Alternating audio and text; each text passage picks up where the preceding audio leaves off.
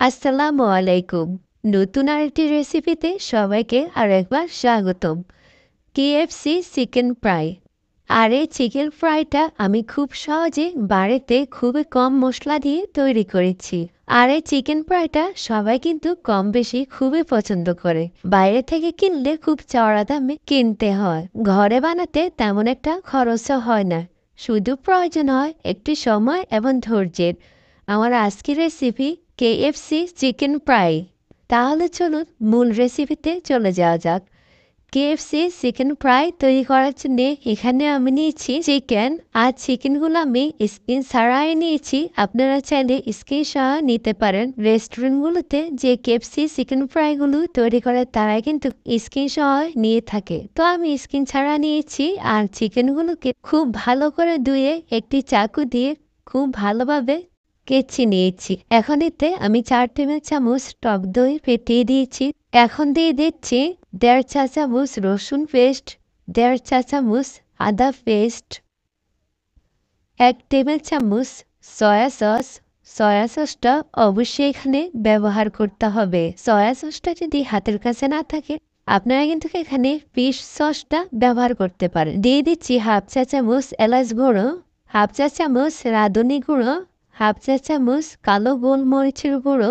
এখানে 1 চা চামচ থেকে 1/2 চা চামচ গোলমরিচের গুঁড়ো দিয়েছি। আর দিয়ে দিচ্ছি 1 চা চামচ জিরা গুঁড়ো।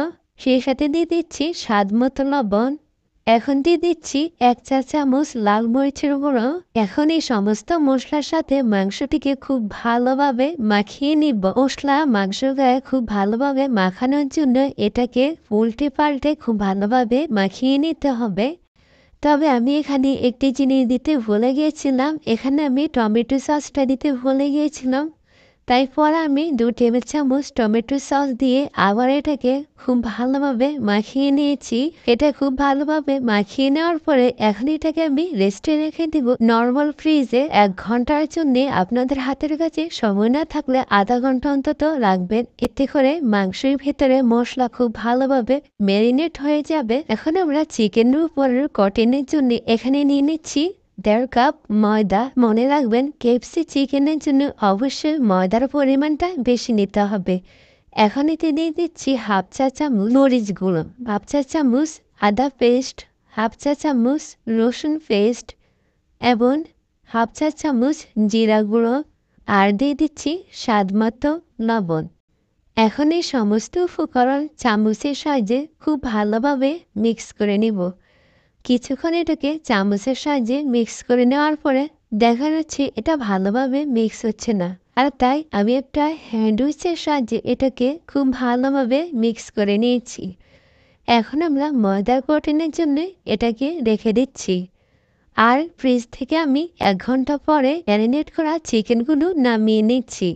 এখন আবার আমি এটাকে খুব ভালোভাবে মাখিয়ে নিচ্ছি। কিছুক্ষণ এটাকে উল্টে পাল্টে মাখিয়ে নেওয়ার পরে এখন আমরা চিকেনের উপরে কঠিন করার জন্য ময়দার মিশ্রণটি নিয়েছি। এখানে একটি চিকেন দিয়ে এই ময়দার উপরে খুব ভালোভাবে ঘুরিয়ে ঘুরিয়ে কঠিন করে নিতে হবে। তবে এটাকে অনেক বেশি চাপিয়ে চাপিয়ে কঠিন করার প্রয়োজন নেই। এটাকে হালকা হাতে উল্টে পাল্টে বারবার কঠিন করে নিতে হবে। সেমভাবে আমি আরেকটি মাংস এভাবে কঠিন করে নিব। এটাকে আমি কিছুক্ষণ ঘুরিয়ে ঘুরিয়ে কঠিন করে নিয়েছি। এখন আমি আরেকটি মাংস নিয়ে নিচ্ছি। একইভাবে আমি এই মাংসটিকেও কঠিন করে নিব।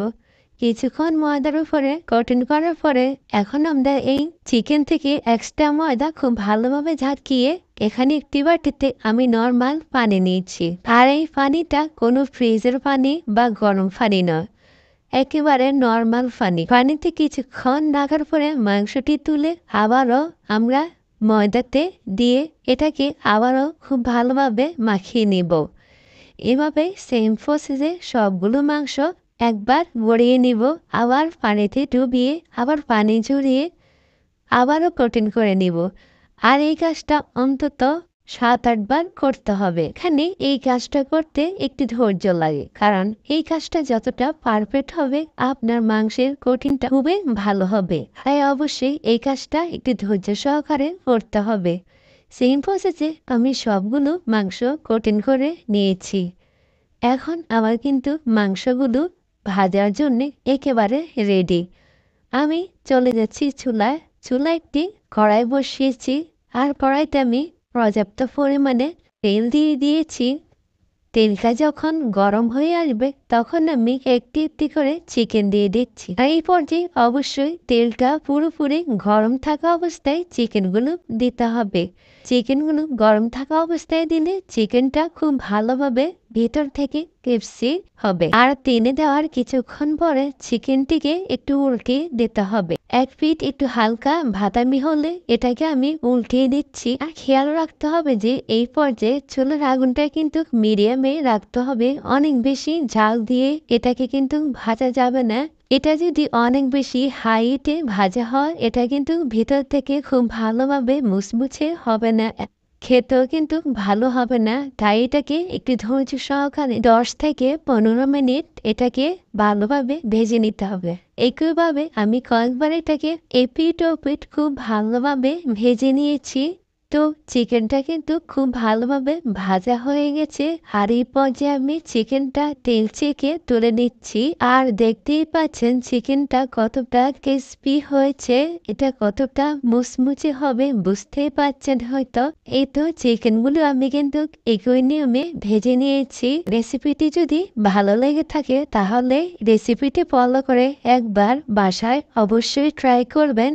খুবই কম খরচে আপনি বাসায় স্বাস্থ্যকর কেএফসি চিকেন তৈরি করে নিতে পারবেন।